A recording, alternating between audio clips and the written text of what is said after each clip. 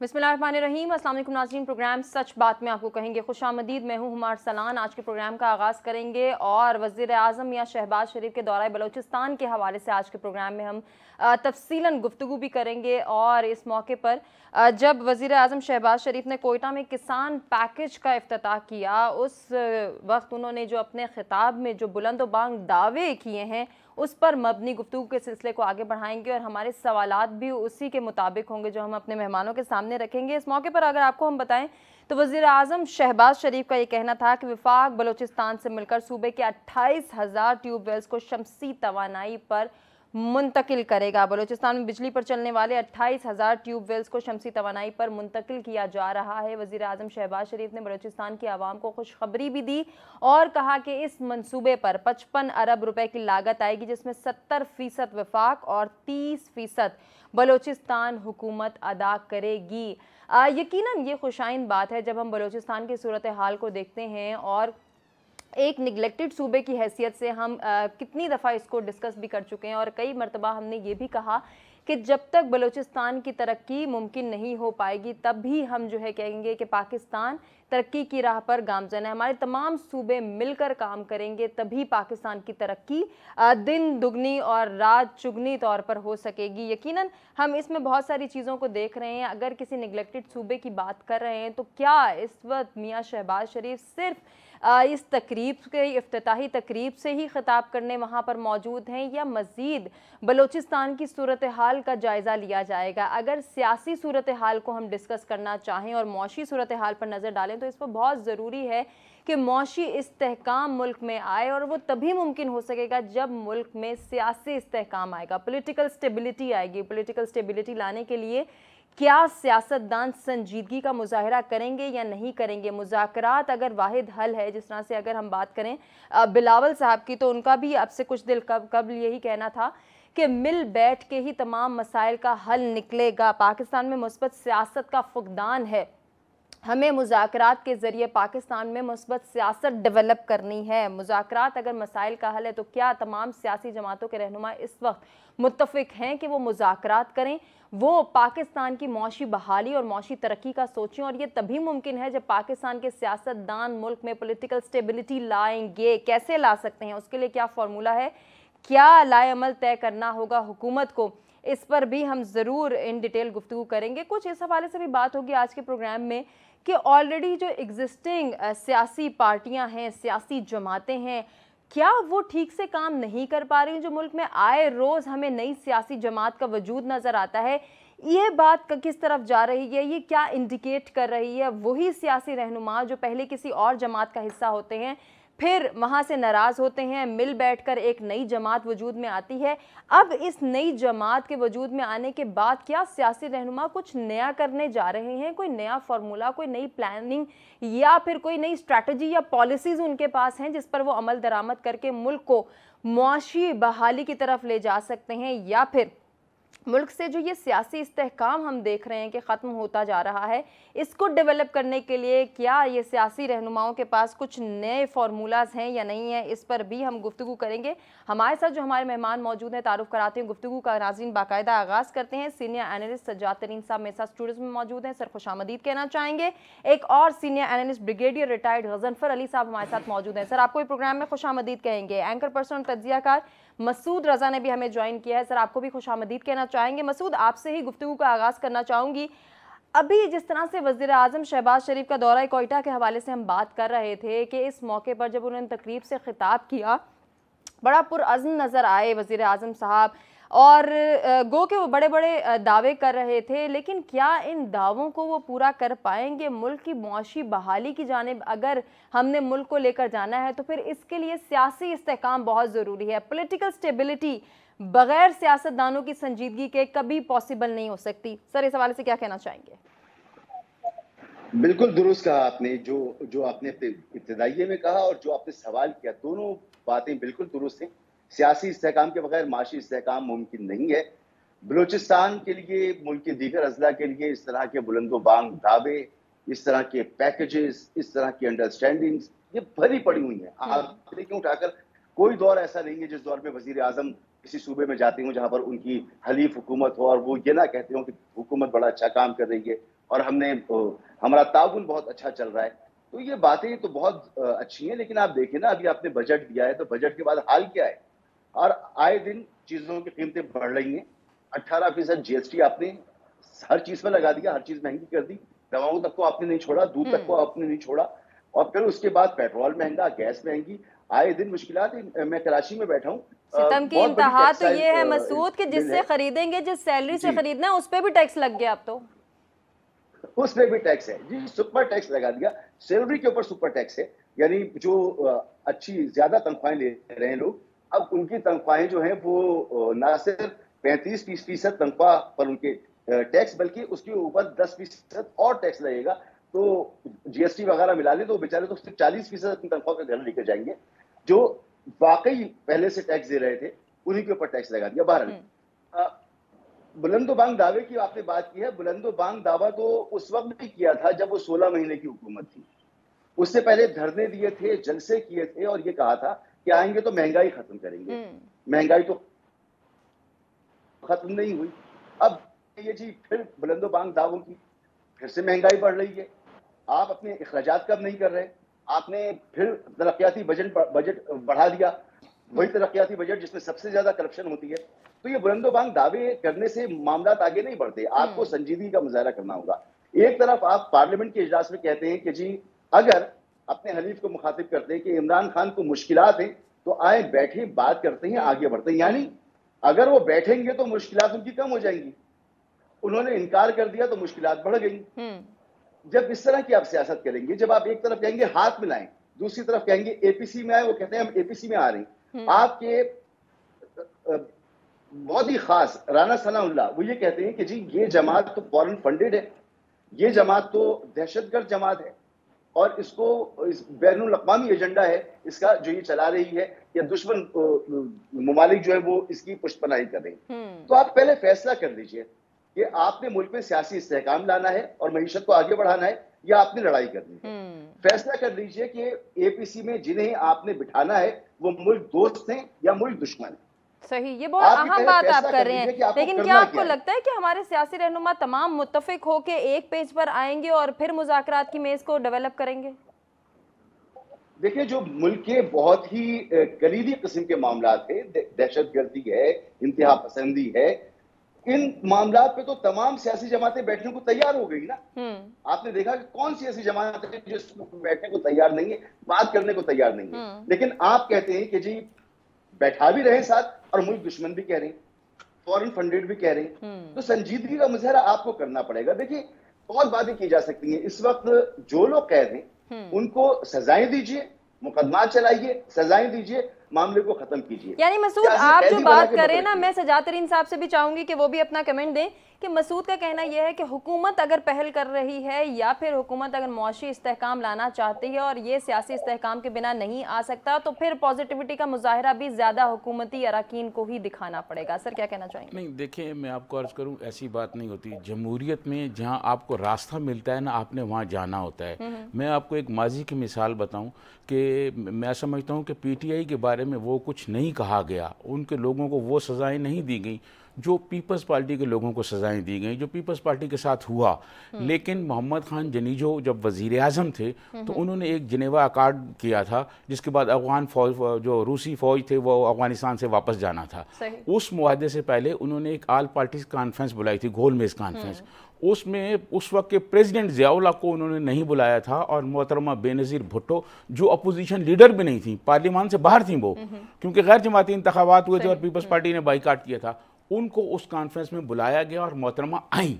देखें, बात यह है कि अगर हुकूमत के साथ बैठने का कहीं आपको आल पार्टीज में कहीं भले जो मर्जिया कहते हैं, राना सनाउल्लाह कहते रहे, जो लोग जानते हैं कि कौन संजीदा है कौन संजीदा नहीं है, आपने पॉजिटिव सियासत करनी है और आपने आना है। मोहतरमा बेनज़ीर भुट्टो उस कॉन्फ्रेंस में आई और उन्होंने अपना पॉइंट ऑफ व्यू रखा। ठीक है जी।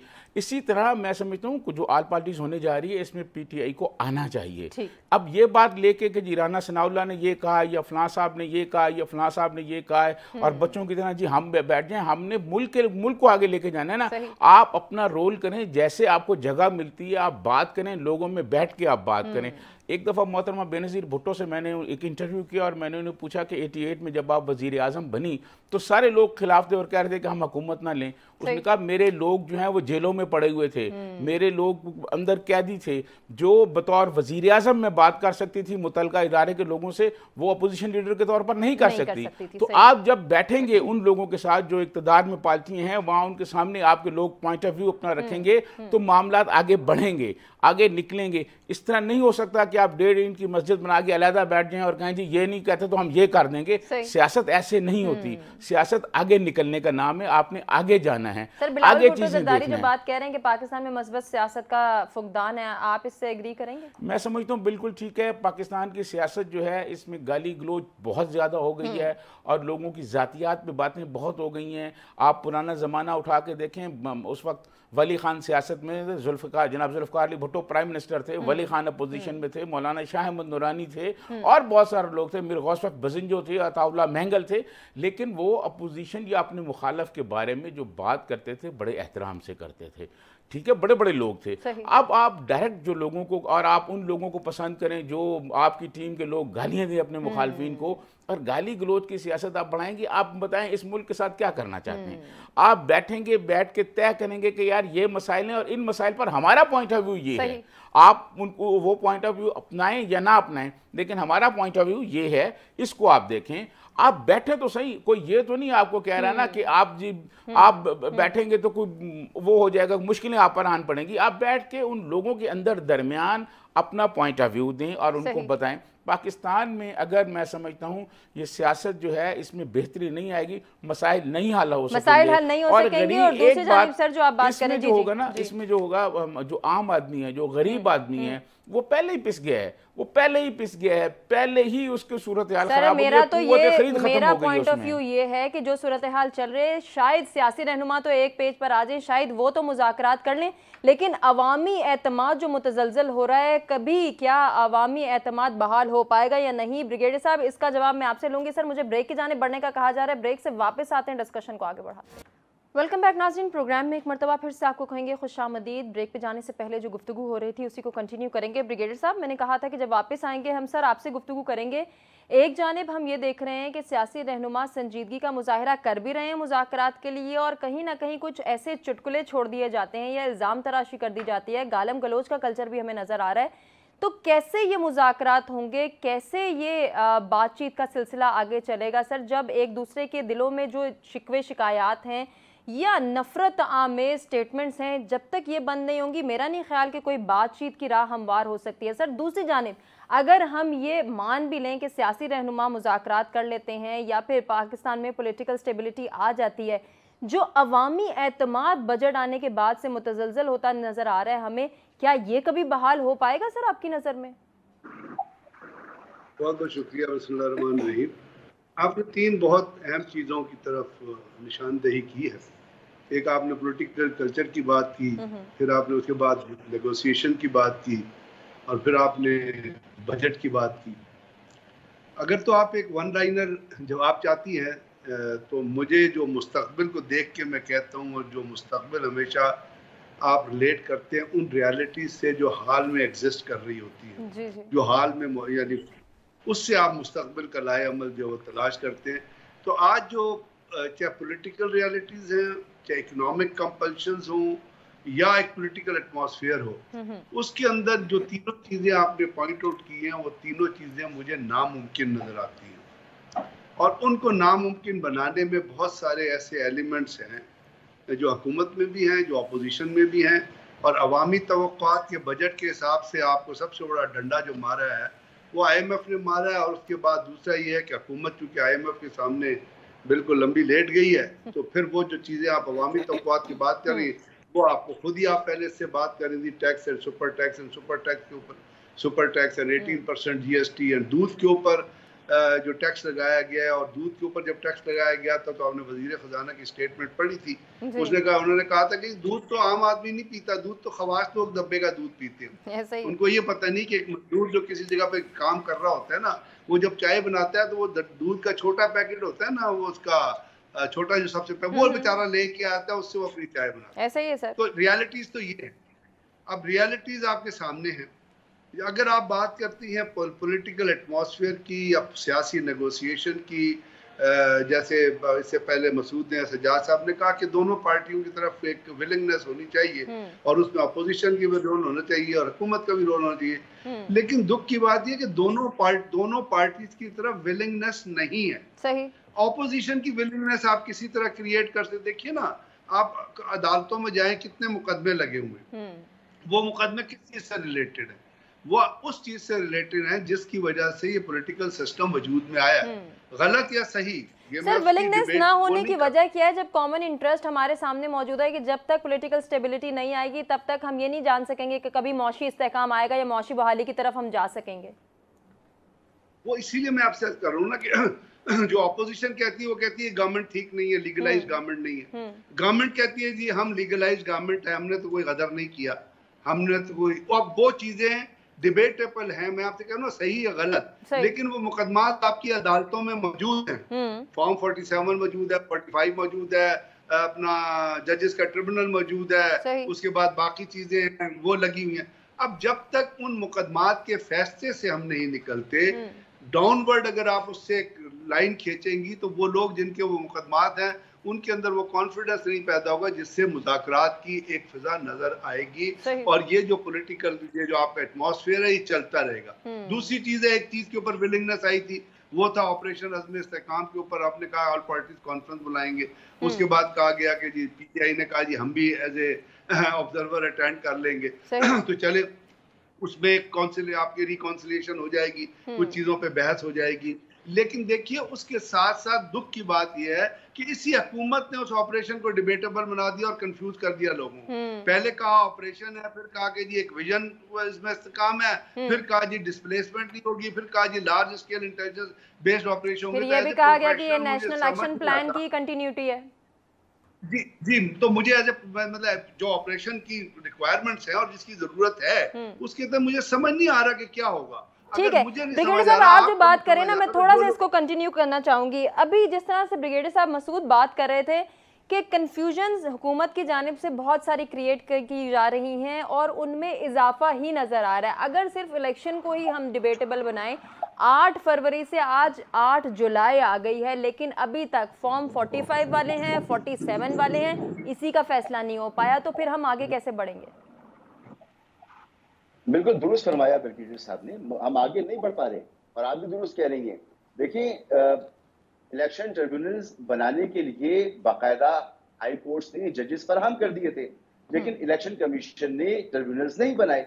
फिर इसके बाद एक ऑर्डिनेंस आया जिसके में फिर पार्लियामेंट से कानून पास हुआ जिसमें रिटायर्ड जजेस को तैनात किया जाएगा। फॉरेन इलेक्शन कमीशन ने कबूल कर लिया और उनको तैनात गवर्नमेंट करेगी। तो और चल क्या रहा है, सिर्फ 3 ट्रिब्यूनल चल रहे हैं इस्लामाबाद में, पूरे मुल्क में कहीं 3 महीने गुजर गए।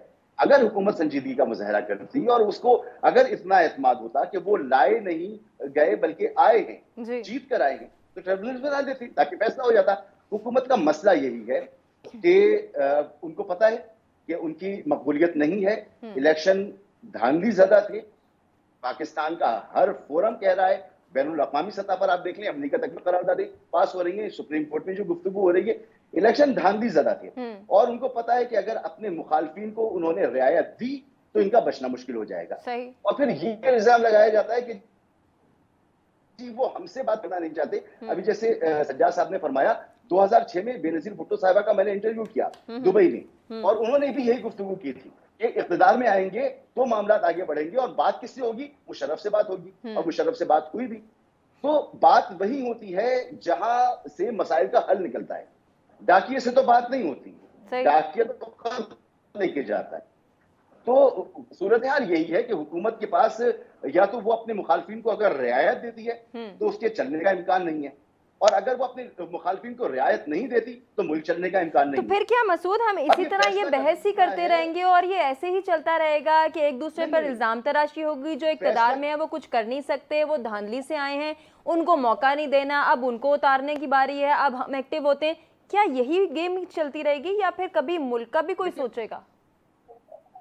देखिए मुल्क, हमारे मुल्क में जो निज़ाम राइज है और जो कायम हुआ है, निज़ाम से बहुत ज्यादा मसाइल इंतजामी सतह पर सिर्फ उस वक्त होते हैं जब मैं ये देखता हूं कि निजाम डिलीवर नहीं कर रहा।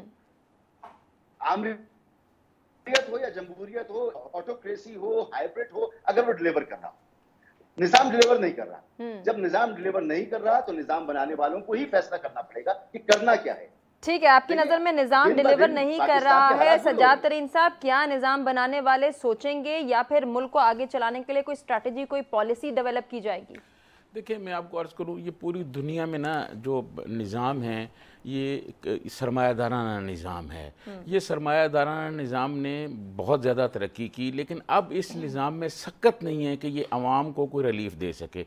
देखें, आप दुनिया में जो निज़ाम देखें, ग़ुलामदारी निज़ाम कई सौ साल चला, कई हज़ार साल चला, उसके बाद जागीरदारी निज़ाम आ गया, शहनशाहियत आ गई, वो कई साल चला, फिर सरमायादारी निज़ाम आ गया। इसको भी मेरे ख्याल में 400-500 साल हो गए हैं, शायद इससे ज़्यादा हो गए हैं। ये निज़ाम अब चलने के काबिल नहीं रहा। इस निज़ाम में अब शक्कत नहीं है कि ये आवाम को कुछ दे सके। यहाँ प्रॉब्लम ये है कि दुनिया में, यहाँ पूरी दुनिया की बात कर रहा हूँ, पाकिस्तान समेत, यहाँ कोई चीज़ अगर बनाई जाती है तो उसको इंसानी ज़रूरत के सामने रख के नहीं बनाया जाता कि ये इंसानी ज़रूरत के मुताबिक है। अच्छा। वो उसको प्रॉफिट और रेट ऑफ प्रॉफिट के लिए बनाया जाता है। ठीक है, यहाँ के जितने सरमायादार हैं पाकिस्तान के, दुनिया भर के, उनको अगर पिछले साल 20 करोड़ रुपए प्रॉफिट हुआ और इस साल अगर उनको 15 करोड़ हुआ है तो वो ये नहीं कहेंगे कि हमारे प्रॉफिट में 5 करोड़ कम हुआ है प्रॉफिट, वो ये कहेंगे कि हमें 5 करोड़ का लॉस हो गया। सर, आप बजा फरमा रहे हैं, लेकिन आम जो अभी सवाल ये कर जो रही निजाम है ना, ये निजाम अब इसमें शक्कत नहीं रही। इस निजाम को तब्दील करना होगा, वरना ये निजाम अब अपने बोझ के नीचे आकर खुद गिरने वाला है। सर, कौन तब्दील करेगा ये बता दें, अवाम तो सवाल कर रही है। मैं आपको अर्ज करूं, अगर ये तब्दील नहीं किया जाएगा, ये तब्दील नहीं किया जाएगा, जो तब्दील करने वाले लोग हैं अगर वो नहीं करेंगे तो ये निजाम चल नहीं सकेगा। क्योंकि अब जो सूरत हाल बिजली के बिलों की हो गई है, जो अदवायात की सूरत हाल हो गई है, जो सरकारी अस्पताल की सूरत हाल हो गई है, जो एजुकेशन की सूरत हाल हो गई है, उसमें ये निजाम को ज्यादा चलता हुआ नजर नहीं आ रहा। सर, चलाने वाले क्या विलिंगनेस शो करेंगे कि इसको चेंज करना है? देखिए, मैं आपको बताऊं, वो कभी नहीं करेंगे, इसलिए कि पाकिस्तान एक तबकाती निजाम है। एक तबका है, उसको सारी मराहत मिल रही है, बिजली उनको फ्री मिल रही है, नौकर उनको फ्री मिल रहे हैं, गाड़ियां उनको फ्री मिल रही है, टैक्स मैं दे रहा हूं, आप दे रही हैं। ठीक है, वो ये नहीं करेंगे। अगर वो नहीं करेंगे, अगर हमने भी कुछ नहीं करना, किसी और ने भी कुछ नहीं करना, तो फिर आपका मेरा हमारे से तो फिर पब्लिक डरेगी ना। उनको तो वही कन्विंसिंग स्टेटमेंट्स दे दें जो वजीर आजम साहब दे रहे हैं कि हमने सबने मिलकर काम करना है। अब देखें कैसे पाकिस्तान तरक्की की राह पे चलेगा। अब तो दिन दुगनी रात चुगनी तरक्की होगी। 2018 में जहां से तरक्की रुकी थी वही सफर का आगाज होगा। मैं आपको एक बात बताऊं, आपकी उम्र बहुत छोटी है, 1966-67 में अवाम बाहर निकले थे। ठीक है जी, और अवाम रोज़ रोज़ बाहर नहीं निकलते, क्योंकि बात यह है कि जो लोगों की कुव्वत ख़रीद, लोगों को अपनी ज़रूरियात में इतना फंसा दिया गया है कि लोग दूसरी तरफ सोच ही नहीं रहे। वरना 66-67 में पाकिस्तान में जो सूरत हाल थी, ट्रेनों पर और सरकारी इमारतों पर ऐवान सदर की, अयूब खान की उन्होंने बिजली काट दी थी। मैं समझता हूँ इससे बुरी नहीं थी। मैं आपको अर्ज़ करूँ कि पिछले दिनों एक रिपोर्ट मुझे एक साहब ने भेजी, जो 1857 में जो हेल्थ की सूरत हाल थी उससे आज जो पाकिस्तान में हेल्थ की सूरत हाल है वो उससे बदतर है। ठीक है, या हम पीछे अगर जाएंगे, उस वक्त इतनी सूरत हाल खराब नहीं थी जितनी आज हो गई है। बुनियादी वजह ये है, सर, हम जिम्मेदारान को नहीं देखते कि कौन कसूरवार है, कौन जिम्मेदार है। अब आएगा क्या, कौन सा निजाम आएगा, कौन सा सिस्टम डेवलप होगा, या फिर हम यूं ही एक दूसरे के साथ सिर्फ बहस और मुबाहिसा करते रहेंगे और लोगों को परेशान हाल ही रखेंगे? क्या लोगों के लिए कोई कन्विंसिंग स्टेटमेंट दे सकेंगे हम या नहीं? कोई सोल्यूशन है या कोई ऐसी स्ट्रेटजी या पॉलिसी हमारे मेहमान सजेस्ट करना चाहेंगे कि जिससे मुल्क में बेहतरी आ सकती है, चाहे वो मुआशी बहाली हो या सियासी बहाली हो? इस पर गुफ्तगू करेंगे। एक ब्रेक की जानिब बढ़ें, stay with us. Welcome back नाज़रीन, प्रोग्राम में एक मरतबा फिर से आपको कहेंगे खुशामदीद। ब्रेक पे जाने से पहले जो हम गुफ्तगू कर रहे थे उसमें अवाम क्या चाहती है, अवाम के सवालों का कोई जवाब देने वाला है या नहीं है। आए रोज़ आवाम पे महंगाई बम गिर रहा है, लेकिन साथ ही साथ अगर वज़ीर आज़म पाकिस्तान की बात करें तो वो कन्विंसिंग स्टेटमेंट्स भी देते जा रहे हैं कि आवाम को बस थोड़ा और सब्र करना है, सब्र इस्तेकामत से काम लेना है। उसके बाद आवाम के लिए बहुत सारे पैकेजेस हैं, बहुत सारे इंसेंटिव्स हैं। बजट से आवाम ना घबराए, आने वाला वक्त आवाम की फलाह बहबूद का वक्त है, आवाम की खुशहाली का वक्त है।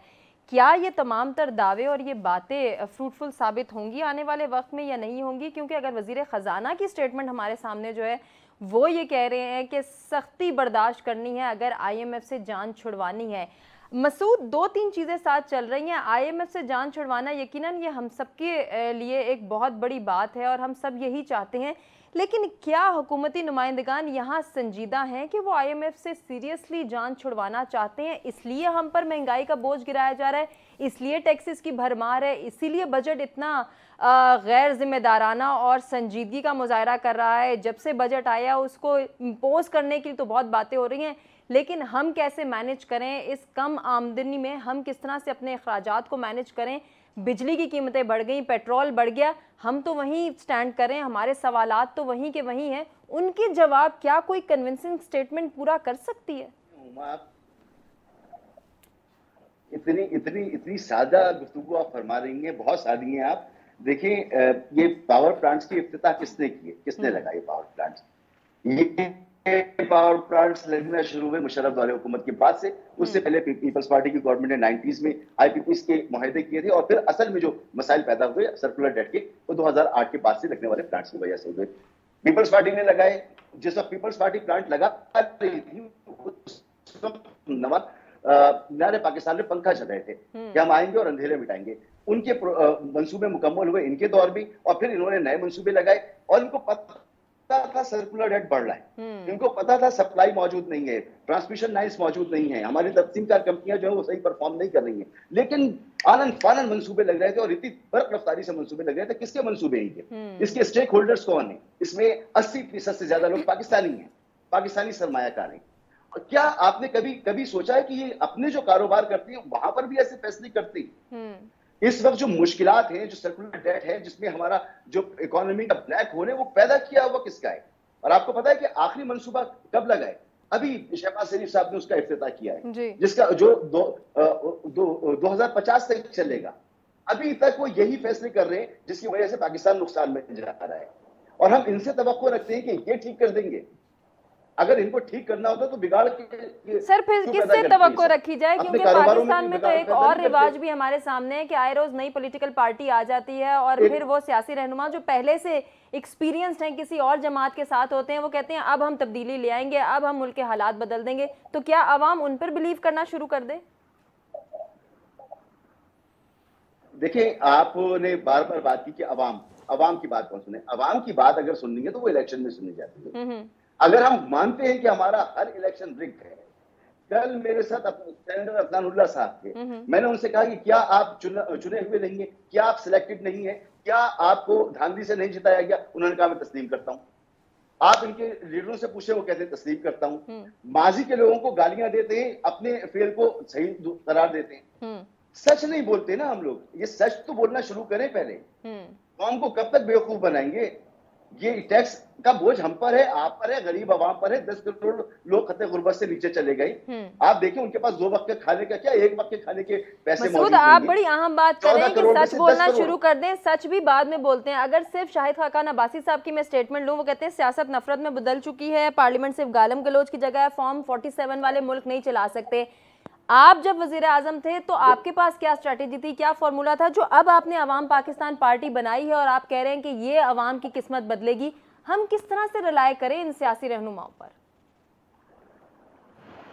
देखिए, जिसको सियासी जमात बनानी है बनाए, वो अपनी सियासत करे, लेकिन मुनाफकत ना करे। मुनाफकत ना करे कि जब इलेक्शन हो तो फिर वो पिछले दरवाजे से आए, खिड़की से कूद के आए। नहीं, इलेक्शन से अगर आपने जीत कर आना है तो बेशक आए और करें, कोई मसला नहीं है, लेकिन मुनाफकत ना करें। और जहां तक बात है कि अवाम का तो आपके सामने हाल मौजूद है ना। आप अवाम को आप आइन के पर हलफ उठाते हैं, उस आइन का आप एहतराम करते, खुद मानते हैं और आइन के मुताबिक हुकूमतें नहीं थी और आइन पर हलफ उठाते।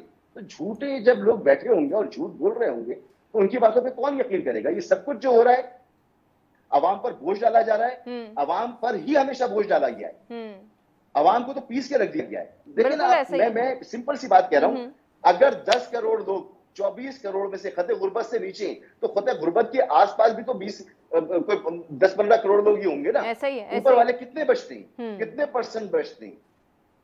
तो आवाम को तो आप छोड़ दें, ये बहुत ही मुश्किल सूरत हाल में है। यकीनन ये मुश्किल सूरत हाल है। ब्रिगेडियर साहब, सर जो हम ब्रेक पे जाने से पहले बात कर रहे थे, सजातरीन साहब से एक बहस कर रहे थे हम कि अब जो हालात हैं, क्या इस वक्त आवाम को बाहर निकलना चाहिए या नहीं निकलना चाहिए। अगर 77 में आवाम परेशान होकर बाहर निकली थी, तो आज जो सूरत हाल उनके कहने के मुताबिक ज़्यादा बुरी है, ज़्यादा वर्स्ट है। तो अब आवाम क्या सोच रही है और क्या आवाम के बाहर निकलने से कोई फ्रूटफुल नतीजा सामने आ सकेगा? बात ये, आवाम तो बाहर निकले थे ना, आपको याद, बेताशा तादाद में निकले, आप वोट परसेंटेज उठा के देख लें। At the end of the day क्या हुआ? मेरी बात याद, मैं तारीख से एक चीज आप देख लीजिएगा कि जब आप आवाम की बात नहीं सुनते और आर्टिफिशियल सोल्यूशन बनाने की, आर्टिफिशियल कॉम्बिनेशन बनाने की कोशिश करते हैं, वो अननेचुरल होता है और अननेचुरल चीजें परफॉर्म नहीं करती। नेचुरल सिस्टम होता है जो परफॉर्म करता है। सजाद साहब की बात ठीक है कि हमारा सिस्टम करप्ट हो गया है, स्टैग्नेट हो गया है, स्टिंकिंग हो गया है उस। लेकिन बात यह है कि कैपिटलिज्म की अगर आप बात करती हैं, इंडिया में भी कैपिटलिज्म है। इंडिया ने मोरारजी मनमोहन सिंह के जमाने में इंडिया की इकोनॉमी डिच कर गई थी, उन्होंने IMF प्रोग्राम लिया था। मिडवे उन्होंने IMF प्रोग्राम वापस कर दिया था कि जी ये पैसे अपने पकड़े जाएं और अपना घर संभालें। और शाइनिंग इंडिया का एक कॉन्सेप्ट है। अब इंडिया में भी गुर्बत बहुत ज्यादा है, लेकिन आप उनका फॉरेन एक्सचेंज देख लें और चीजों की कीमतें उठा के देख लें। तो बात यह है कि वहां पे आपको एक इलेक्ट्रिक कार आजकल की, पिछले दिनों IPL में रखी हुई थी, वहां पे इलेक्ट्रिक कार की कीमत जो है वो 11 लाख रुपए है। हमारे अंदर देखिए क्या है, डॉलर किसने बढ़ाया, क्यों बढ़ा? आप बार बार, आप बड़ी सिंपल हैं, आप बार बार अवाम की बात करती हैं। किसको परवाह है अवाम की? आप मुझे, अवाम फॉडर है, अवाम चारा है, इनको जूते मारे जाते हैं। ये जो आप शहबाज शरीफ साहब कह रहे हैं ना, उनको बलोचिस्तान प्रोविंस की आई एम श्योर समझ ही नहीं है कि बलोचिस्तान प्रोविंस है क्या, उसके अंदर पाटा किधर है, उसके अंदर अर्बन एरियाज में क्या रूल है, लेवीज का क्या रूल है, दश्त में चीजें कहाँ मिलती हैं, ईरान से किस तरह स्मगलिंग होती है, इनफॉर्मल इकोनॉमी में कितना पैसा आ रहा है, फॉर्मल इकोनॉमी किस तरह मुतासर हो रही है। और खुदा के वास्ते कुछ चीजों को हकीकत की नजर से देखना सीखिए। अगर आप, वही बात है ना, मुनाफकत करेंगे तो मुनाफिक तो कभी, मुनाफकत से तो चीजें कभी ठीक नहीं होती। किस मुल्क में मुनाफकत से चीजें ठीक? पिछले दिनों हॉलैंड का वजीर आजम जो है वो रिटायर हुए हैं, उन्होंने, आप उसकी तस्वीर उठा के देखे, अखबारों में छपी है कि उन्होंने हैंड ओवर किया दूसरे आने वाले प्राइम मिनिस्टर को, साइकिल पकड़ी और घर चले गए। यहाँ आपके चीफ मिनिस्टर का मोटरकेड देखे, 40 गाड़ियों का मोटरकेड है जी, बिल्कुल। एक वफाकी मिनिस्टर का मोटरकेड, वो जो उसके अंदर जो पैसा पड़ रहा है पेट्रोल का, वो कहाँ से आ रहा है?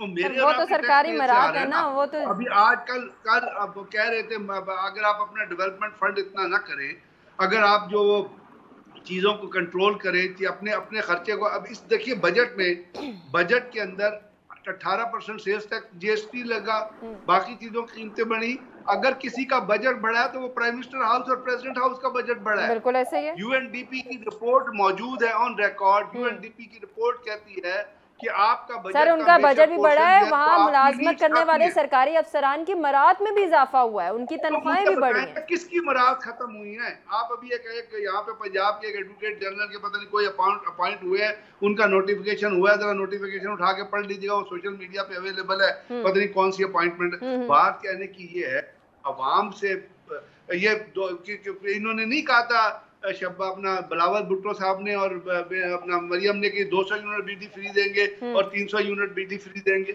अब 200 यूनिट का बिल आता है 400, तो 201 यूनिट होगी तो वो कह रहे हैं जी 840, 8040 रुपए बिल आए। ऐसा ही है, ऐसा ही है।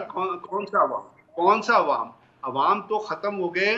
अवाम खत्म होने के बाद पहले आपका मसूद कह रहे हैं कि 10 करोड़ से नीचे हैं। आप ये नहीं सोच रहे कि जो मीडियम तबका था आपका, वो तो खत्म हो गया, वो क्लास ही खत्म हो गई है, वो कितने नीचे चले गए हैं।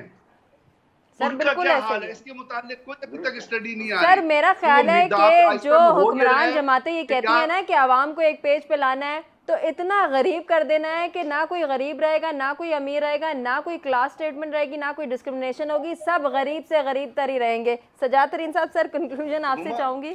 जी मसूद कुछ कहना चाह रहे हैं सर, मसूद कुछ कहना चाह रहे हैं। जी मसूद, दो जुमले। देखिए, चाणक्य जो है ना, एक बहुत पुराना फिलोसफर है, उसने दो तरीके दिए हुकूमत करने के। एक तो ये कि इतना मारो कि एक वक्त का खाना दे दो तो अवाम आज छोड़े। दूसरा तरीका ये है कि इतना दो कि अवाम जो है वो हुक्मरानों से खुश रहे, जैसे आपको मिडिल ईस्ट वगैरह में नजर आता है। तो हमारे यहाँ वो निजाम है जिसमें अवाम इतना मारा जाए कि आवाज निकलना ही बंद हो जाए। बिल्कुल ऐसा ही है। सजाद तरीन साहब, सर कंटिन्यू कीजिएगा। देखें मैं आपको बताऊं हुमा, बात यह है कि ज़ाहिर रूस की जब हुकूमत थी ना, तो उस लेनिन के इनकलाब से पहले तो उस वक्त इतनी करप्शन थी कि लोग वहाँ आते थे, वहाँ घोड़ों का आपस में जो दौड़ होती थी, मुकाबलाबाजी, तो उसमें भी पैसे दिए जाते थे। तो लोग शाह के पास आते थे, ज़ाहिर रूस के पास, कि जी हमारे पास वो नहीं है, अशरफियाँ नहीं है, हम वहाँ दें। वो देते थे और वो चलते थे। लेकिन ऐसा नहीं हुआ कि अवाम खामोश रहे, फिर इनकलाब हो गया। दुनिया रूह ज़मीन का सबसे बड़ा इनकलाब लेनिन ने किया। बात यह है कि अब ये नहीं है, आप पानी को रखते हैं ना जब किसी देचकी पे, तो वो नीचे से आप आग जब उस पर जलाते हैं तो वो 99 पर पानी रहता है, लेकिन 1 डिग्री जो होती है वो उसमें जाती है तो वो भाप बन जाती है। ठीक है ना, तब्दीली का ये अमल शुरू होगा। ये ऐसा नहीं है कि हम को ये मार दें और इस तरह कर दें। दूसरी आपने जो बात की नई पार्टियों की, नई पार्टियां ये बनाएं, या तो ये नई पार्टियां जितनी मर्जी है ये लोग बनाएं, इनके पास प्रोग्राम क्या है? जुल्फ़िकार अली भुट्टो अयूब खान हुकूमत से अलहदा हुए और उन्होंने एक प्रोग्राम दिया, रातों रात वो मकबूल हो गया और अयूब खान की हुकूमत को पाश जुल्फ़िकार अली भुट्टो ने कर दिया था। या तो कोई ऐसा प्रोग्राम लेके आए, इनके पास प्रोग्राम नहीं है। ये सब चोर हैं, ये सब चोर मिलकर क्या वारदात करेंगे? क्या नई पार्टियां बनाएंगे? मुझे बताएं, ये सारे क्या वारदात करेंगे? ये अवाम के साथ वारदात कर रहे हैं। नई पार्टी आ रहेगी, भाई आपने पहले क्या किया है? आप मुझे बताएं, बतौर प्राइम मिनिस्टर शाहिद खाकान अब्बासी ने क्या किया है इस मुल्क के लिए? कोई ऐसी बात, मतलब भुट्टो साहब को लोग आज भी याद करते हैं। हजारों कारनामे, हजारों इदारे, बहुत कुछ उन्होंने किया। इन्होंने क्या किया आप मुझे बताएं? नई पार्टी बना रहे हैं, अवाम को एक नई लॉलीपॉप शुरू कर दिया है। मैं ये समझता हूं कि नई पार्टियां बनाएं, आप प्रोग्राम तो बताएं ना कि ये जो मौजूदा मसाइल हैं, प्रोग्राम भी मौजूद है, उन पे इंप्लीमेंट कैसे कर सकते हैं, उसकी कोई पॉलिसी मौजूद नहीं है। मौजूदा जो परेशानी है इसे कैसे हल क्लोजिंग की जानिब बढ़ना है। अपने तमाम मेहमानों का नाज़रीन शुक्रिया अदा करना चाहेंगे जिन्होंने कीमती वक्त और कीमती तज्ज़िये से आगाह किया, और आपसे इजाज़त चाहेंगे। अल्लाह निगहबान।